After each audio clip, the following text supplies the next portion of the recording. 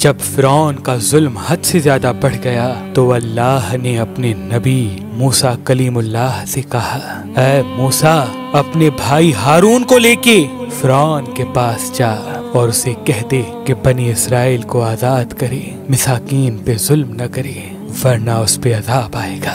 بس اللہ کے نبی موسیٰ علیہ السلام اپنے بھائی ہارون کو لے کے فرعون کی دربار پہنچتے ہیں اور کہتے ہیں، اے فرعون سن، میں اللہ کی طرف سے آیا ہوں۔ فرعون ہنس کے کہنے لگا، کون اللہ؟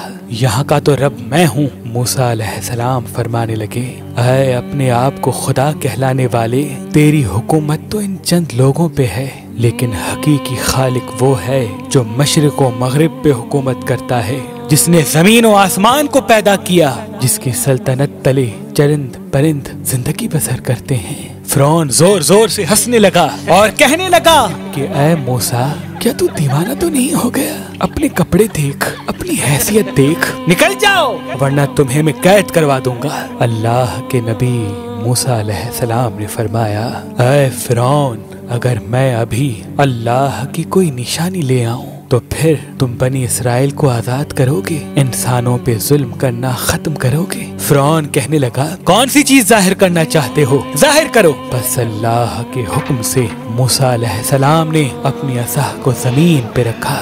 جیسے ہی اس عصا کا زمین پہ رکھنا تھا، وہ اژدہا بن کے پورے محل میں پھرنے لگا۔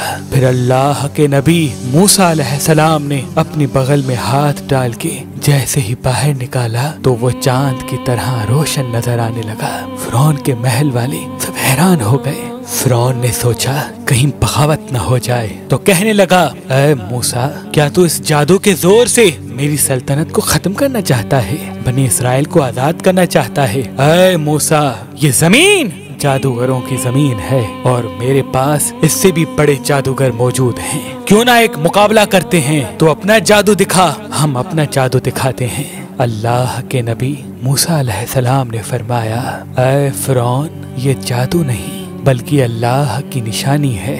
بس فرعون نے اپنی قوم کے بہترین 40 جادوگروں کو بلایا جو بچپن سے ہی جادو سیکھ رہے تھے، اور ایک طرف اللہ کا نبی موسیٰ کلیم اللہ اور ان کا بھائی ہارون تھا۔ اللہ کے نبی موسیٰ علیہ السلام فرمانے لگے، اے جادو کرنے والو، جھوٹ نہ بولو، اللہ کی مخلوق کو گمراہ نہ کرو، میں اللہ کا نبی ہوں، کوئی جادوگر نہیں، میں تو تمہارے رب کی طرف سے تمہاری اصلاح کرنے آیا ہوں۔ وہ جادوگر آپس میں بات کرنے لگے، کچھ نے کہا شاید یہ نبی ہو، کچھ نے کہا نہیں۔ صلاح مشورے کے بعد وہ سب جادوگر فرعون کے پاس آئے اور کہنے لگے، اگر ہم غالب آ گئے تو ہمیں کیا انعام ملے گا؟ فرعون کہنے لگا، اے جادوگرو، جو تم چاہو گے وہ سب تمہیں عطا کیا جائے گا اور تم ہمارے خاص لوگوں میں شامل کیے جاؤ گے۔ وہ سب لالچ میں آ کر موسیٰ علیہ السلام کے پاس آئے اور کہنے لگے، یہ دونوں صرف ایک جادوگر ہیں اور کچھ نہیں، ان دونوں کا مقابلہ کرنے کے لیے تو ہم ہی کافی ہیں۔ بس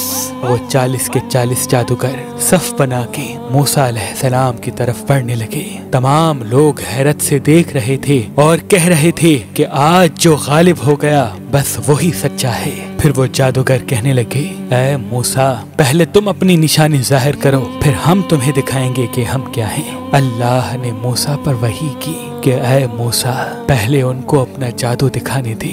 بس ان کے پاس جو لاٹھیاں اور رسیاں تھیں انہوں نے زمین پہ پھینکی اور انسانوں کی آنکھوں پر جادو کر دیا۔ دیکھتے ہی دیکھتے انسانوں کو وہ سب سانپ نظر آنے لگے، حرکت کرنے لگے۔ تمام لوگ ڈر ہی رہے تھے کہ اتنی دیر میں آواز غیب آئی، اے موسیٰ، اپنی لاٹھی پھینک۔ جیسے ہی موسیٰ علیہ السلام نے اپنی عصا کو زمین پہ پھینکا، وہ اژدہا بن کے ان جادوگروں کے تمام سانپ اور لاٹھی کو کھا گیا۔ سب لوگ دل ہی دل میں موسیٰ علیہ السلام کو نبی تسلیم کرنے لگے، اور جب یہ منظر ان جادوگروں نے دیکھا تو آپس میں کہنے لگے، اے لوگو، یہ جادو نہیں ہے، کیونکہ ہم تو جادو صرف انسانوں کی آنکھوں پر کرتے ہیں، لیکن موسیٰ نے جو کیا وہ تو سچ ہے۔ یہ کہہ کے وہ سب کے سب جادوگر موسیٰ علیہ السلام کے قدموں میں گر گئے اور تسلیم کرنے لگے کہ اللہ کے سوا کوئی خدا نہیں، اور اے موسیٰ کلیم اللہ، آپ ان کے سچے نبی ہیں۔